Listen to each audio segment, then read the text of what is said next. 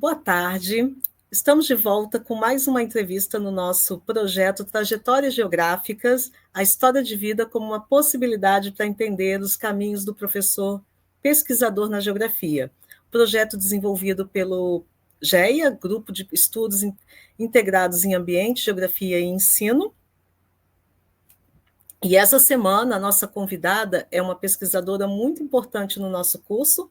Entre tantas funções, ajudou a implementar e coordena o grupo PET, Geografia, do nosso curso, a professora Anita, ela que também integra esse time de professoras pesquisadoras mães do nosso Departamento de Geografia do Instituto Multidisciplinar da Universidade Federal Rural do Rio de Janeiro. Bem-vinda ao nosso espaço, né? E hoje, para entrevistá-las, temos a nossa equipe, né? A equipe aqui que integra o GEA, formada aqui por doutorandos, mestrandos e graduandos, né? Formada aí por mim, pela Alda Cristina, pela Bianca e pela Gabriela. Bem-vinda, Anita.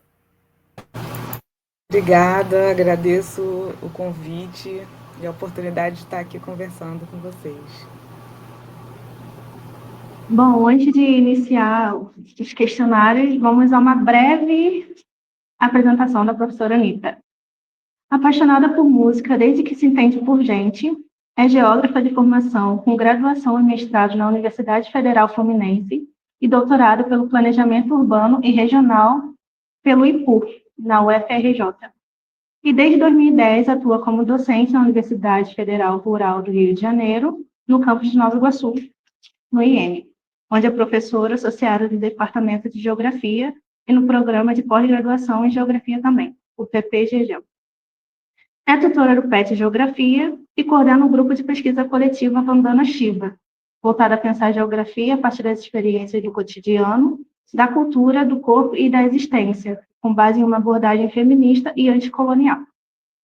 Suas pesquisas transitam pela geografia urbana e cultural, sempre com sensibilidade à escuta atenta. E também é mãe do Francisco desde 2016, e desde esse ano, então, ela tem essa experiência aprofundou seu interesse pela politização da maternidade, maternagem, e dos cuidados reprodutivos. Mais uma vez, muito obrigada por estar aqui conosco, professora. É muito bom mesmo que a senhora tenha aceitado o convite da nossa conversa aqui nessa tarde, para a gente saber também mais dos professores que integram o nosso departamento, né? Aí já vamos para a primeira pergunta? Por favor. Então, conta para a gente um pouquinho da sua trajetória antes de chegar na geografia, mas como essa trajetória guiou até a geografia. E se você também teve outras experiências profissionais, não sei, conta para a gente um pouquinho, por favor.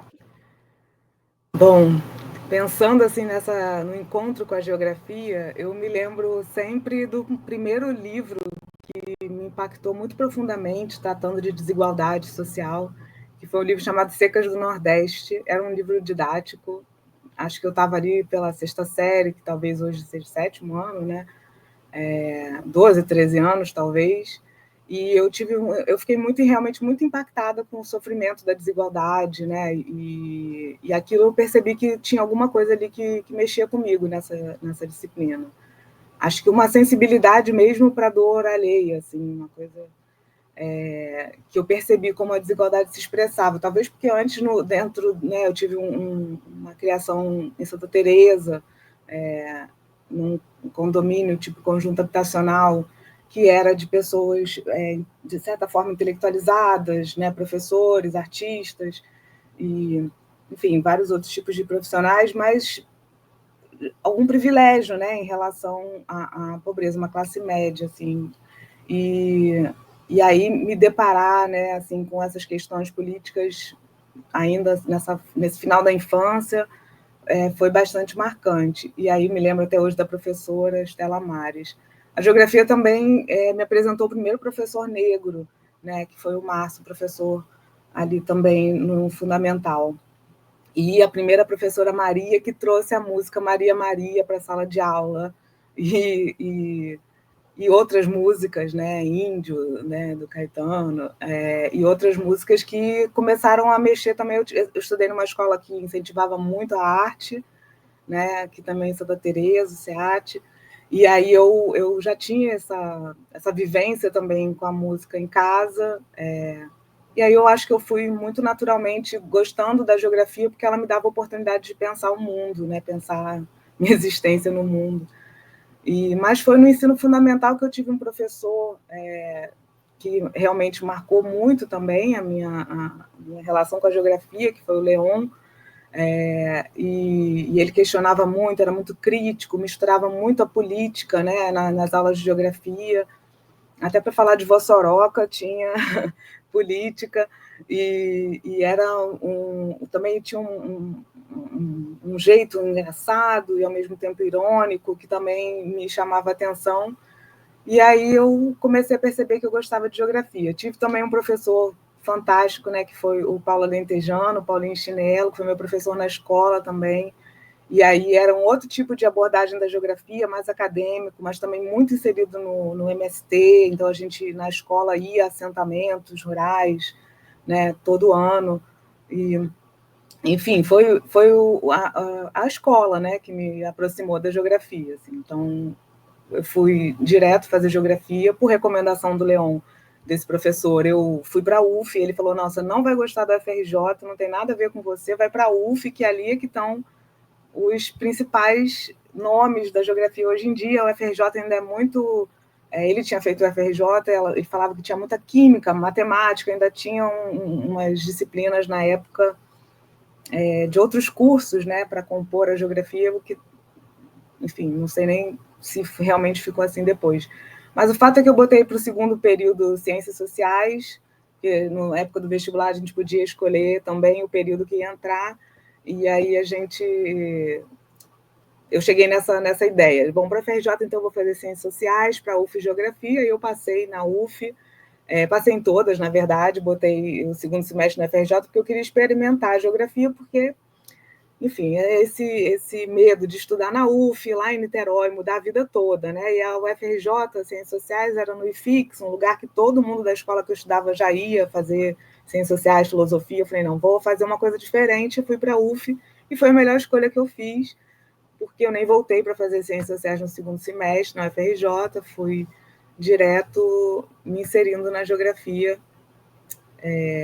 em 97, que é quando eu entro para a UF. Então, não tive outra profissão, fui sempre nesse caminho da geografia mesmo.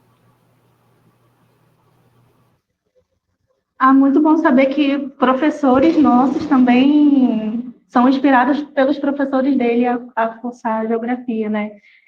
Isso leva a gente para a segunda pergunta, não exatamente sobre isso, mas música e geografia parecem mundos distantes, porém a gente sabe que não é, né? E como a trilha sonora que você costuma ouvir influencia o seu olhar sobre o espaço urbano e o cotidiano? E qual seria a trilha sonora da sua vida? Nossa, essa segunda pergunta é muito difícil, mas vamos começar pela primeira.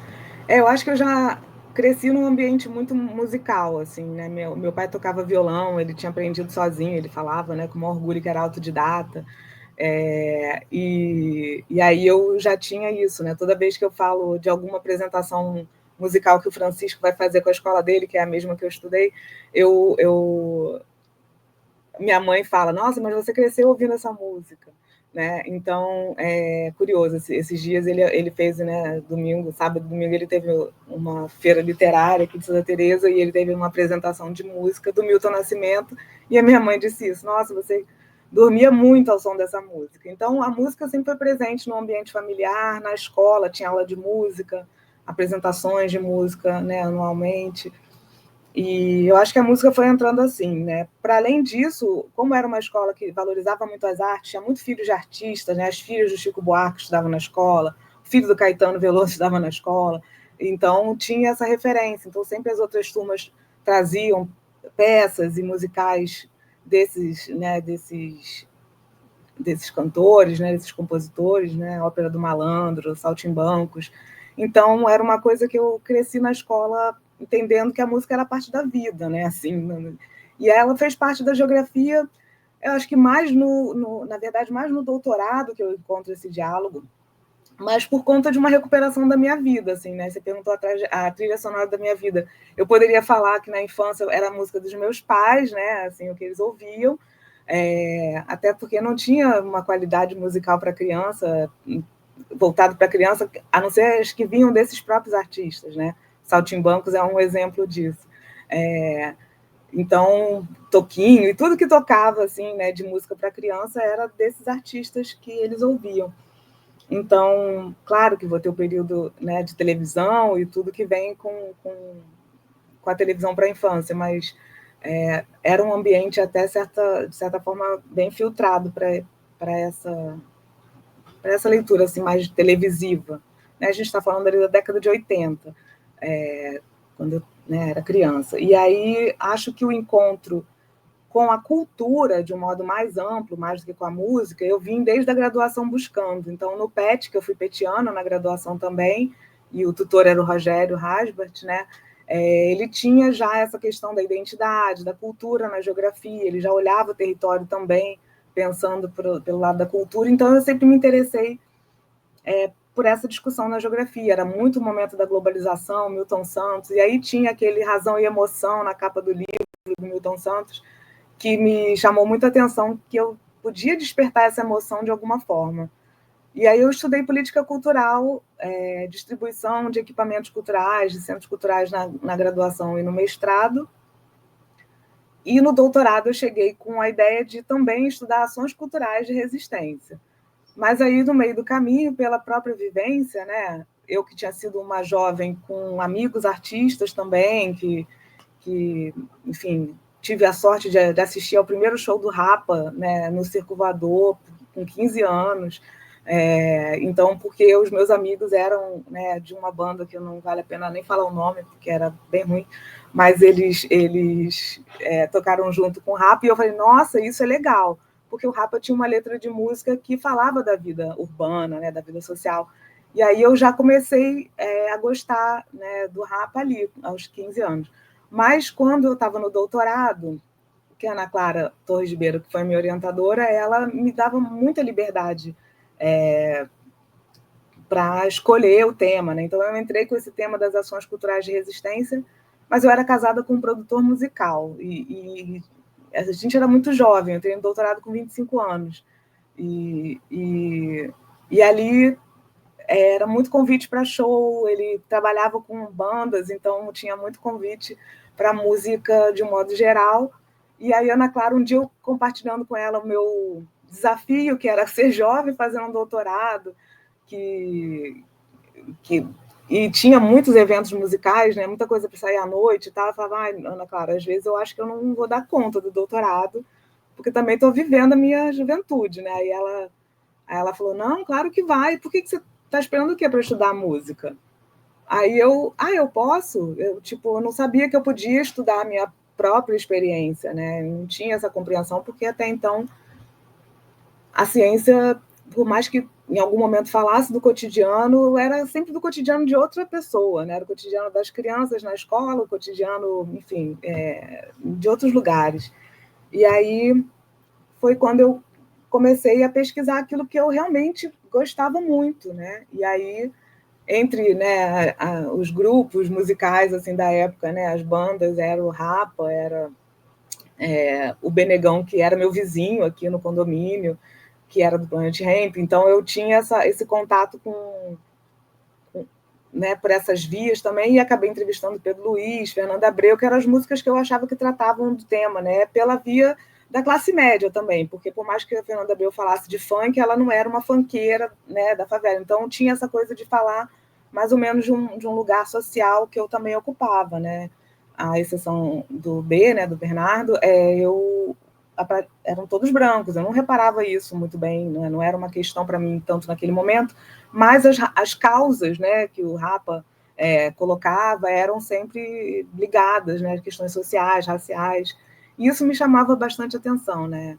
E, enfim, foi assim o que a música chegou na minha tese, né? Então, aí eu fui interpretar a vida urbana através das músicas desses artistas, que eu pensava, nossa, como ele está discutindo a mesma coisa que o Lefebvre, sem ter lido esse autor, né? Era o Marcelo Iuca com umas letras assim que falavam exatamente as coisas que eu estava estudando em teoria, né? Então, teoria urbana, teoria da ação. E aí foi assim que a música fez parte também, para além da minha vida pessoal, assim, do meu trabalho. Agora, a trilha sonora da minha vida não acaba, né? Ela, como a nossa vida ela está ainda se construindo. Hoje em dia, nossa, eu gosto muito nossa, tanta gente, é até difícil escolher, mas eu gosto muito de Lué de Luna, né? Tem algumas né, grupos, algumas bandas assim que me chamam a atenção, né? O Baiana System e, enfim, eu gosto também muito de ser professora, porque alguns desses artistas eu acabo conhecendo com os alunos, né? Com os estudantes, e é bem legal. Foi assim com a Linda Quebrada, por exemplo, que depois eu até orientei uma dissertação, né, do André sobre a Linda Quebrada, que era uma pessoa que eu não conhecia, e o André, lá em 2017, me apresentou, e eu falei, nossa, mas que nome, né, tão geográfico, da Quebrada, e aí ela fazia mil brincadeiras com as palavras, com as letras, e aí eu fui seguindo, né, ainda professora e, de alguma forma, orientando trabalhos de arte, de cultura, e, enfim, a música é presença constante na minha vida. Que eu estou cercada de frases musicais, tem Sangue Latino, tem Onde Queres um Lar, Revolução, Caetano, e tem É Preciso Sonhar Sempre, do Milton. Então, eu tenho tatuagens de música, né, de letras de música que são marcantes para mim.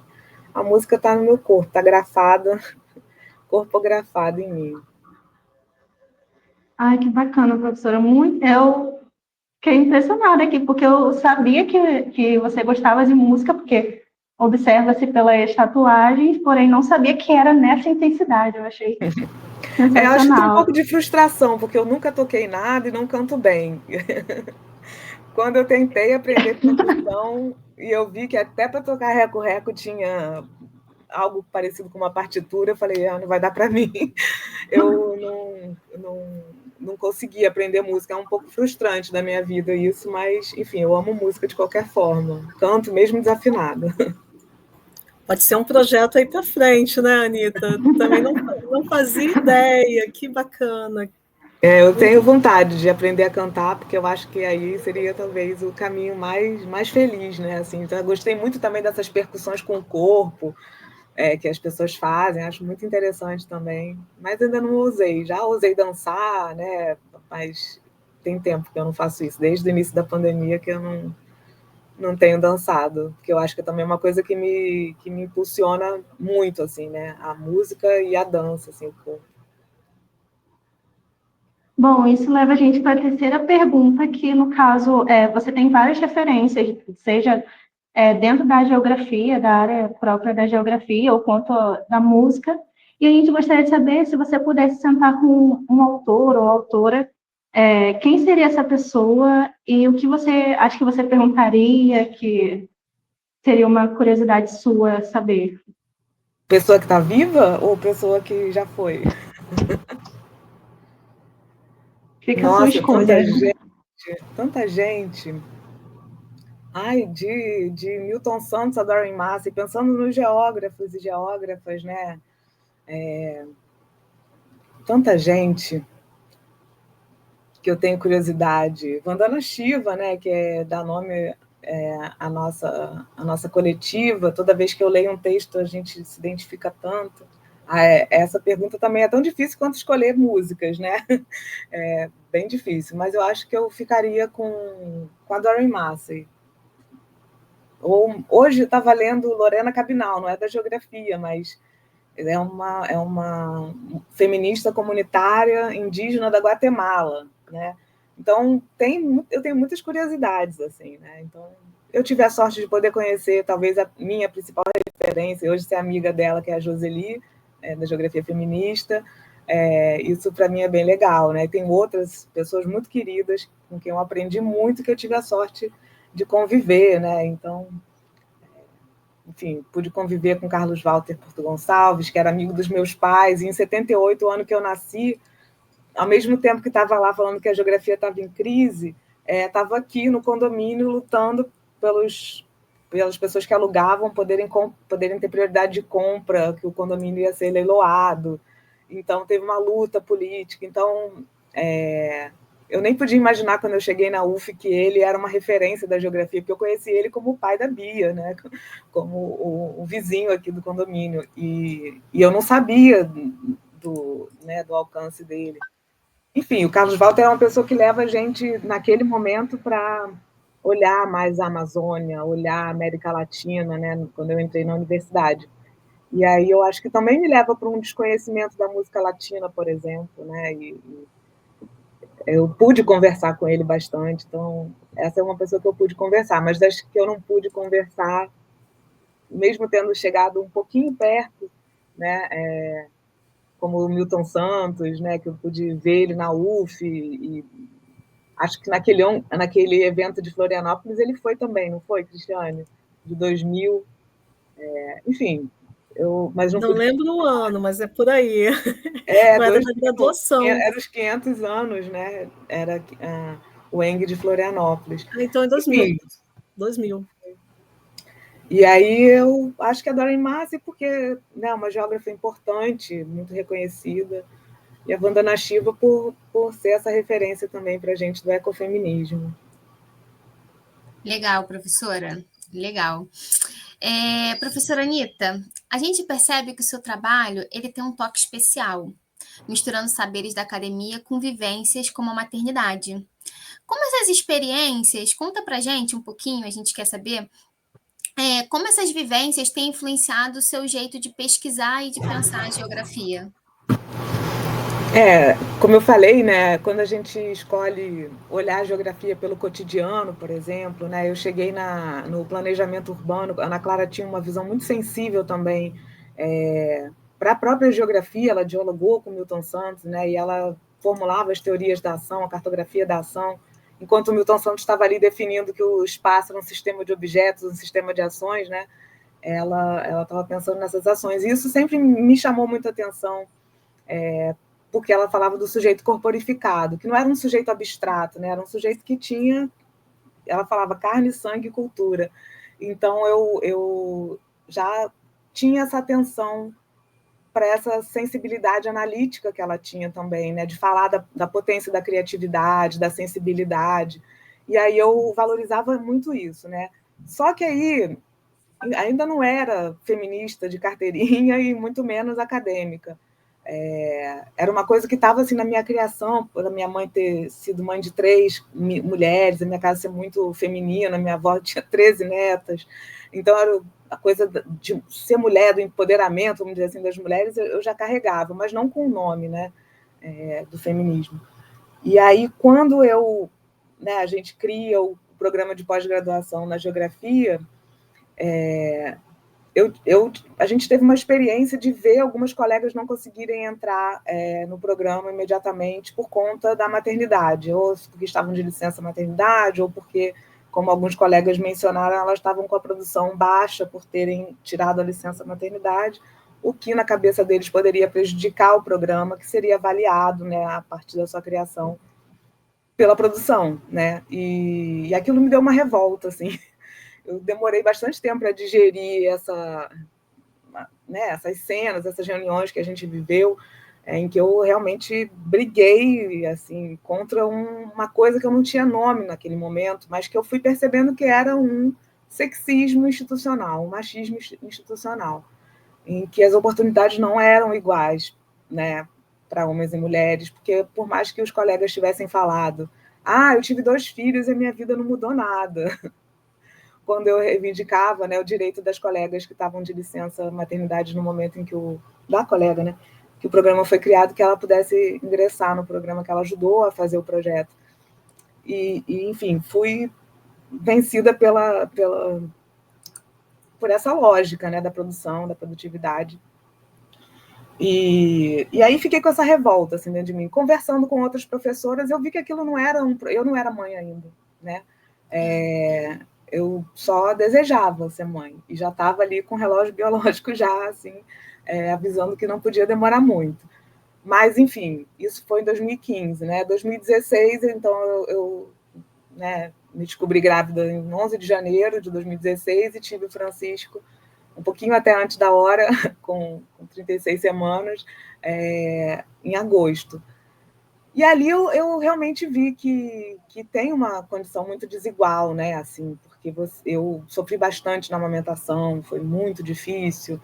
E aí o próprio PET, que a Cristiane mencionou, né, que eu criei com 1 mês de rural, eu mandei o projeto, foi aprovado internamente, foi aprovado no MEC, a gente criou o grupo, eu tinha 1 mês de rural, mas eu sabia exatamente o que era o PET, porque, enfim, tinha sido petiana, né?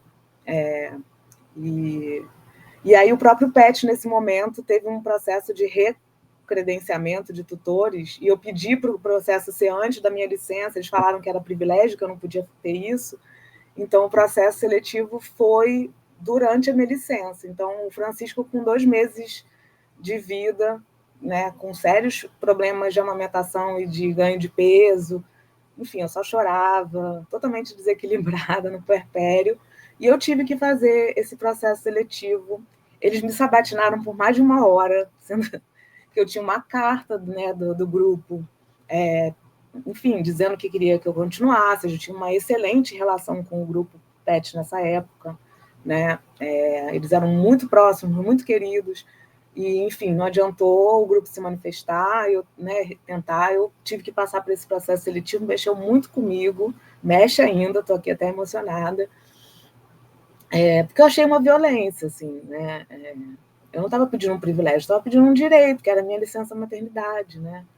Enfim, aí para não perder a tutoria, não perder aquele vínculo que eu gostava de ter, que eu queria continuar tendo, eu fui fazer a entrevista em seropédica com um bebê de 2 meses, e, enfim, meu marido teve que ir comigo, ficar lá fora com ele, né?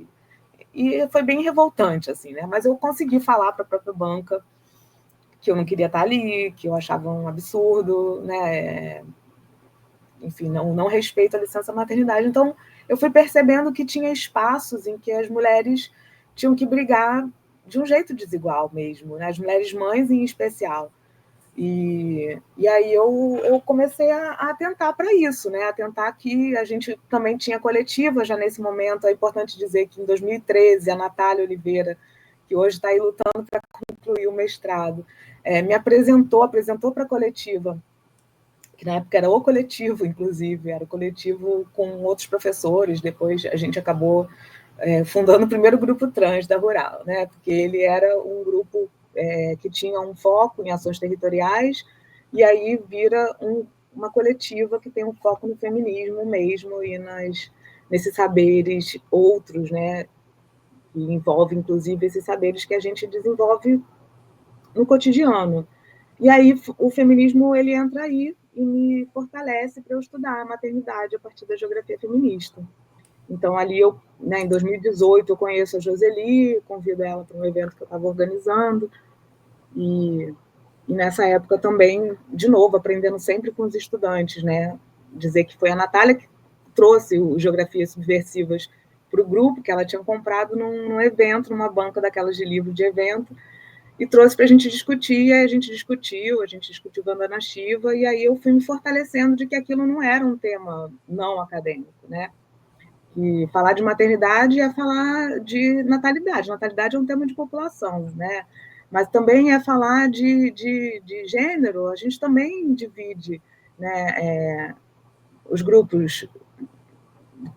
O IBGE não pesquisa tanto a questão da sexualidade, mas a questão do gênero, sim, quantos homens e quantas mulheres. As mulheres são a maioria da população. E por que a gente invisibiliza questões das mulheres, sabe? E assim, também a maternidade não é uma questão só das mulheres, né? A maternidade precisa ser compreendida institucionalmente. A minha briga é um pouco política, né? Minha luta é com esse reconhecimento de que o cuidado é um trabalho, né? E aí, na pandemia, teve a oportunidade de se criar um GT, e eu fui, né, convidada a participar desse GT, que era para pensar o impacto, né, na pandemia, o impacto do cuidado, do trabalho de cuidado, um GT de parentalidade, trabalho e cuidado. E aí, mais uma vez, aí nesse lugar um pouco mais institucionalizado, de poder propor alguma, né, política institucional que protegesse as estudantes mães também, né? Então eu comecei a ser muito acionada por estudantes mães para orientar Então, já estou na terceira orientação na pedagogia, né? Que é um campo que eu não imaginava que eu ia orientar, mas elas me procuram porque não encontram uma professora ou um professor que possa orientar elas sobre esse tema. Então, a maternidade entrou assim, né? Tive a oportunidade de estar em muitas bancas de outros, muitas mesmo. Hoje em dia eu sou chamada para bastante banca do tema da maternidade, especialmente por estudantes, mães, que encontram um desafio, seja na graduação ou na pós, e outros também sobre trabalho de cuidado, sobre trabalho doméstico, remunerado ou não. Então, são temas que foram os feminismos, né, acadêmicos e políticos que me trouxeram. Entendi, professora. É chato, né, tudo isso que aconteceu, mas, assim, é muito importante para a gente ter professores que levantam essa bandeira, que defendem, principalmente para mim também, né, que sou estudante, mãe, a gente tem que ter professores que apoiam realmente as nossas causas. A segunda pergunta, no caso, a próxima pergunta seria: o que mais te motiva em sala de aula? E o que você considera mais desafiador no ensino universitário hoje, à frente da coordenação do PET Geografia?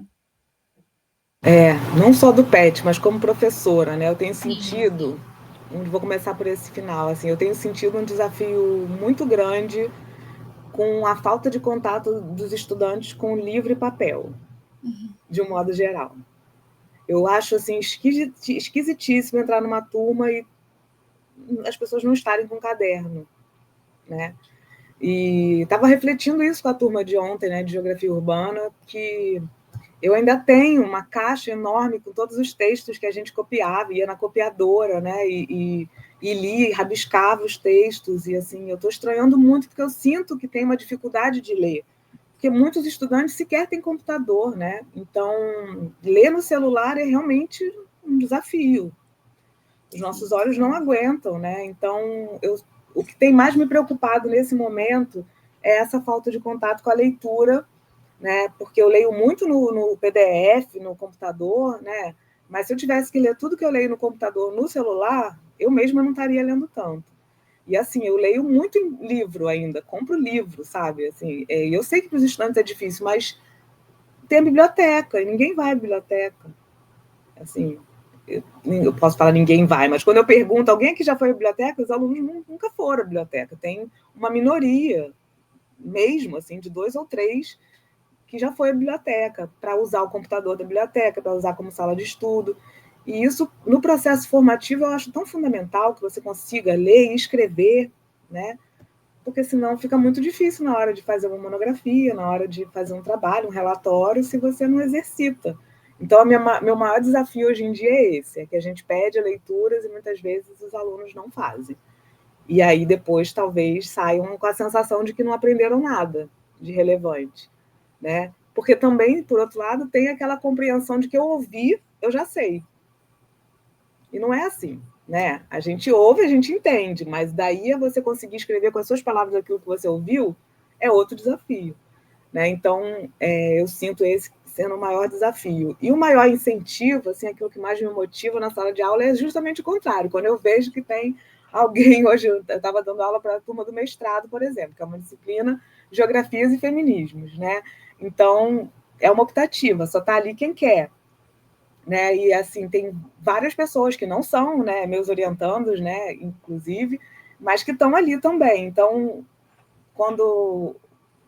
justamente quando alguém te chama para discutir um trabalho, né, para uma defesa, ou está interessado em você, ou anteontem eu estava revisando, fazendo parecer de um texto para a revista brasileira e latino-americana, né, de geografia e gênero, e falando sobre corpo-território, né, e aí, em algum momento, inclusive, né, a gente vê as mesmas referências ali sendo trabalhadas, as que eu trabalho, que a pessoa está trabalhando. Então, é bem estimulante isso, quando a gente encontra o diálogo, outras pessoas que estão interessadas em discutir o que você está discutindo, e aprender com os alunos, porque eu considero que eu aprendo muito todo dia com os estudantes e as estudantes.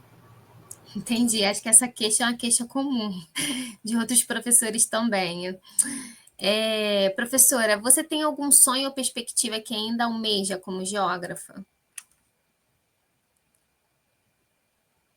Ai, nossa! Engraçado, eu ando pensando, não sei como foi para a Cristiane se tornar professora titular, mas dá uma sensação de que a gente chegou, assim, num lugar importante, sabe? Porque é isso, eu já estou na pós-graduação, eu tenho, inclusive hoje, né, muito mais prazer em orientar a pós-graduação, porque muitos são alunos que vêm comigo desde a graduação, então que a gente tem um diálogo muito próximo, acaba desenvolvendo até uma amizade, né, com algumas dessas pessoas. Meu sonho é que a gente não desande, né, onde a gente está, justamente por essa preocupação, né, que eu tenho, assim, da qualidade da formação de quem está na graduação. Então, eu ainda tenho muita preocupação que acabe se elitizando por outro lugar, entendeu? Acabe que a gente fez tanto esforço para a universidade ser mais popular, né, para a universidade ser mais... Quando eu estava no final da graduação, os professores falavam em trazer os jovens das periferias e favelas para dentro da universidade. Né? A Cristiane também passou pelo observatório, né, de favelas, para lá pela SEASP, pela Maré. Essa era uma realidade. A gente discutia que para pesquisar favela e periferia precisava ser as pessoas que moravam nas periferias e nas favelas.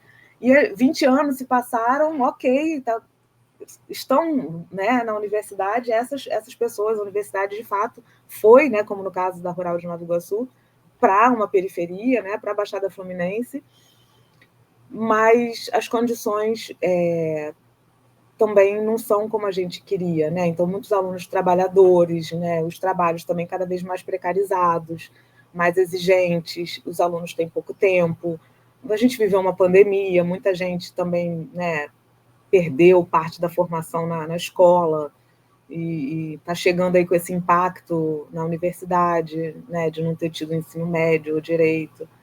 Então, meu sonho era que a gente conseguisse continuar fazendo a geografia avançar e ser uma ciência potente, sabe? Sei lá, e ser mais valorizado, né? Que os professores pudessem ser mais valorizados de um modo geral, né? Para que a nossa formação que a gente oferece ali no IEM seja de fato importante, né? Então, meu medo nesse momento é o descompromisso com a geografia, né? Assim, não só em termos dos estudantes, mas a política mesmo pública, né? Quando pensa em tirar a geografia das disciplinas obrigatórias, né? E isso acaba sendo uma preocupação. Então, meu sonho é que a gente consiga não retroceder, né? E que a universidade seja, de fato, o lugar que já peguei, porque parece que a gente pegou o auge da universidade. Não sei se o Cristiano tem a mesma sensação, mas, assim, em 2014, a gente fazia trabalhos de campo, sabe, longos, a gente tinha experiência de ir para aldeia indígena, de ir para quilombo, de ir para tantos lugares longe, conhecer tanto esse Brasil, e hoje em dia a gente está, né, numa dificuldade, enfim, toda essa dificuldade que vem do Congresso, que vem, né, dos governos, é uma coisa bem preocupante, mas ao mesmo tempo, se eu tivesse que colocar para a geografia um sonho, é isso, que a geografia continuasse avançando e se modificando, né, se tornando mais múltipla, é isso. Então, professora, dando continuidade, a gente queria saber de você se hoje, após você ter trilhado esse grande caminho de sucesso, né, na área da geografia, você mudaria alguma coisa dessa sua trajetória até aqui? Acho que não.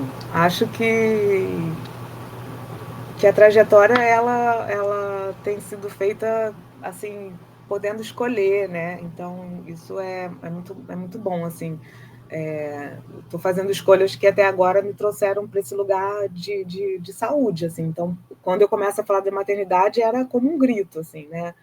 Foi em 2020 o primeiro artigo que eu escrevi sobre maternidade e eu estava há 40 dias de pandemia trancada em casa com uma criança de 3 anos, né?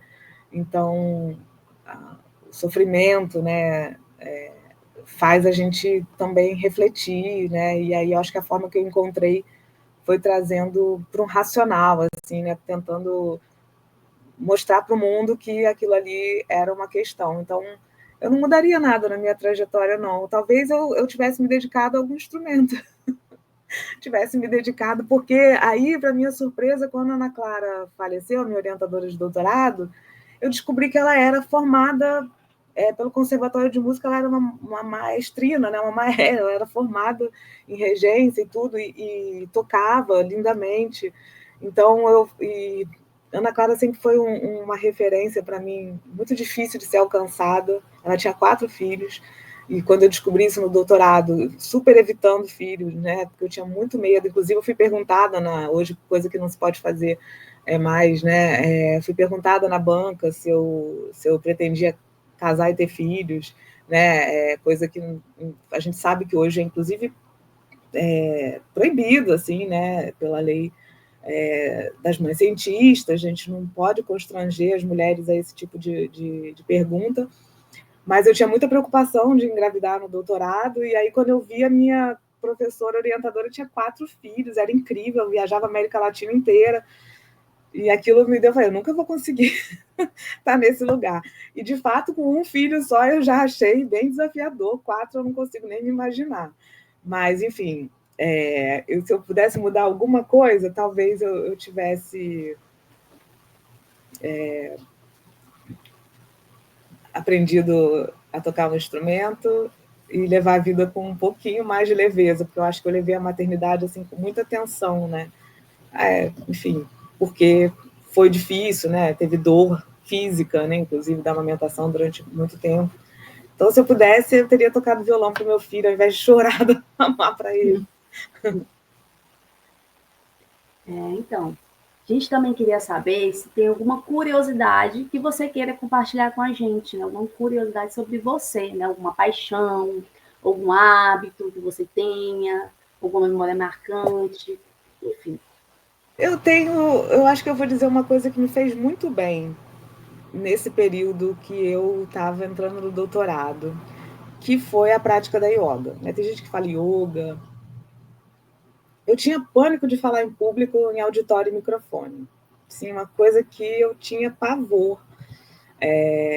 Na graduação, teve uma vez que eu dei uma travada numa apresentação do PET, aquilo me traumatizou, também porque a gente pesquisava um tema que eu não entendia direito na época, se a guerra de Kosovo era uma guerra pós-moderna, era uma coisa assim bem fora do cotidiano, fora da realidade, que talvez não fizesse muito sentido para mim. Então, eu tive uma trava assim, com falar em público um tempo. E eu comecei a praticar yoga, né, assim, com a Gabi, já falecida amiga, que na época era esposa do Benegão, do Bernardo, que era vizinho. Então, eu comecei a praticar yoga, assim, com uma coisa de autoconhecimento, e foi muito importante para eu controlar o meu medo que eu tinha na hora de falar em público.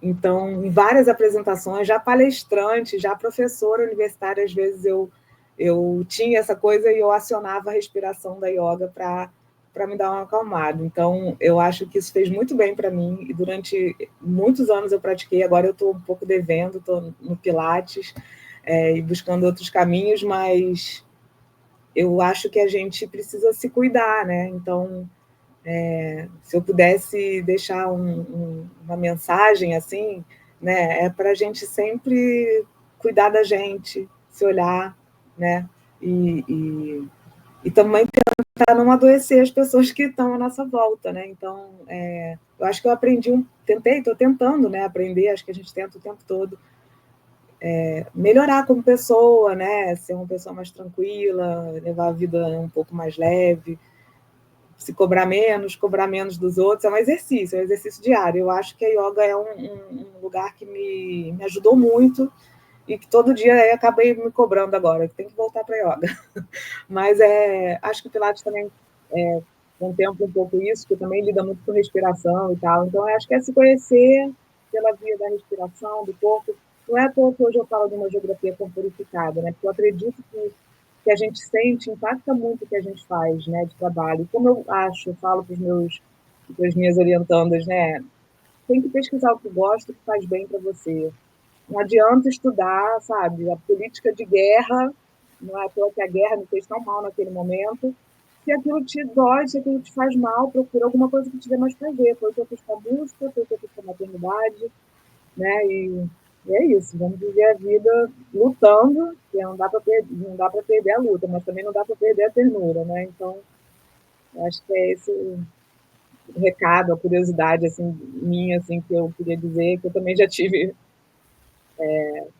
medo de estar nesse lugar, de ser quem tem que falar, de quem tem que conduzir 4 horas de aula, mas hoje em dia eu acho que isso está mais resolvido. Também porque a gente se aprende que não vai agradar todo mundo. Isso também é muito desafiador.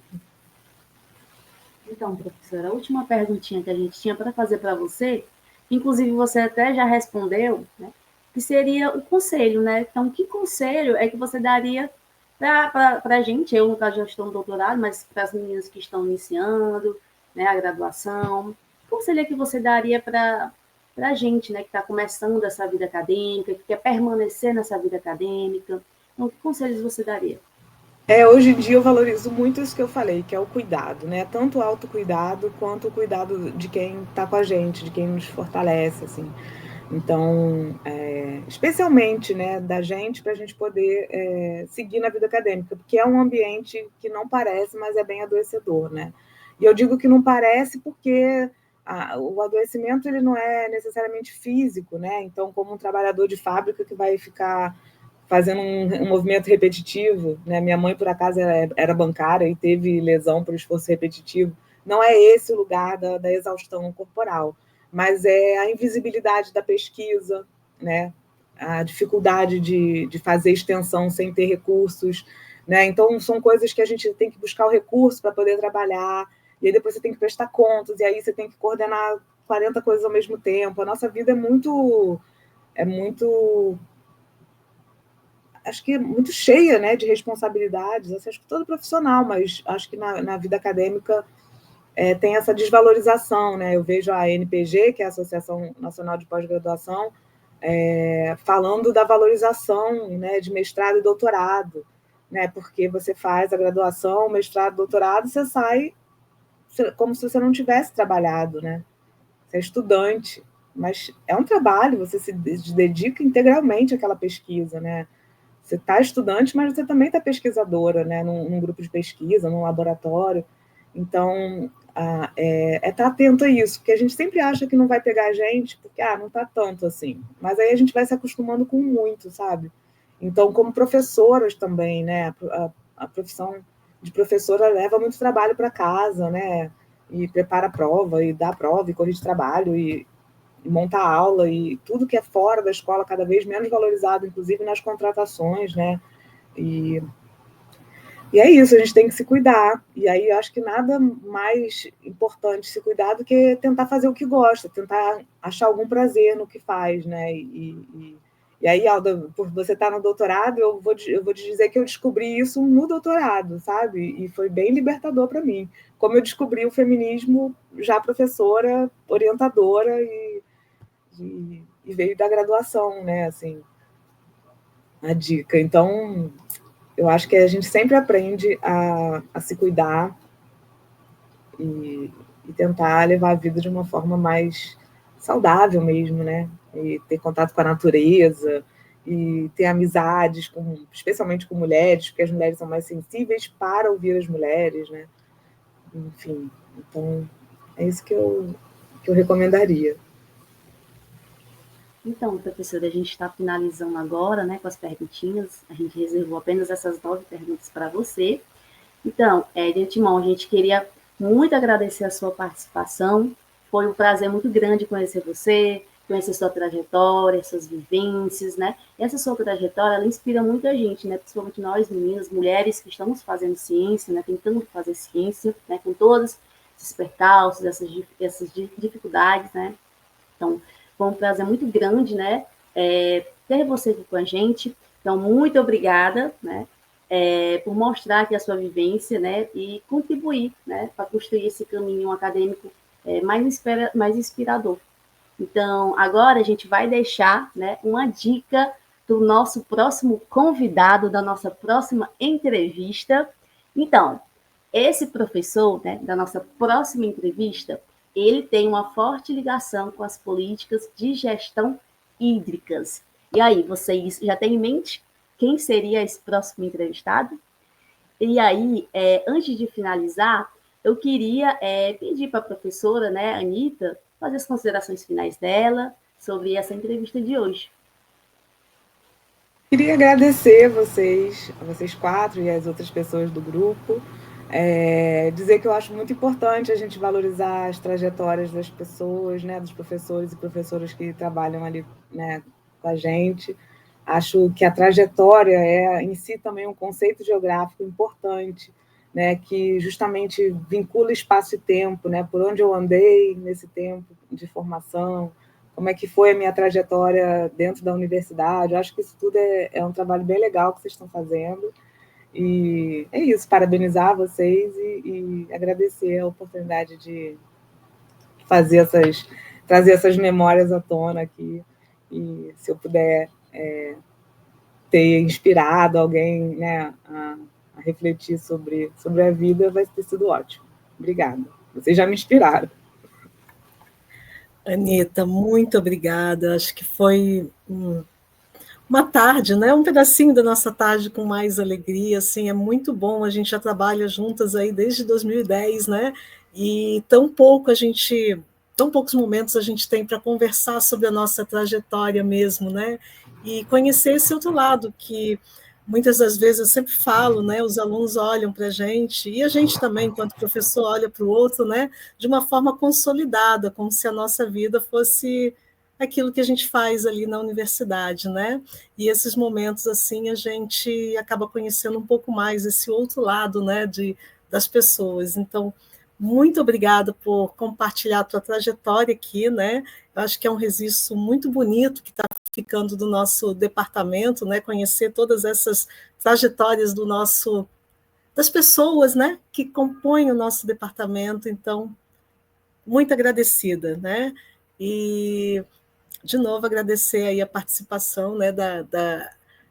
Das meninas que estão aqui representadas, né, representando, aliás, o nosso grupo, e que estão aí empenhadas em conhecer as trajetórias, né, trazendo elementos. Tem toda uma pesquisa que é feita anteriormente de vocês chegarem aqui. Então, assim, é um trabalho muito bonito que elas têm realizado aí nesse nosso projeto de extensão. Muito obrigada. E a gente se vê na próxima live. Tchau, eu já sei quem é. Tchau, gente.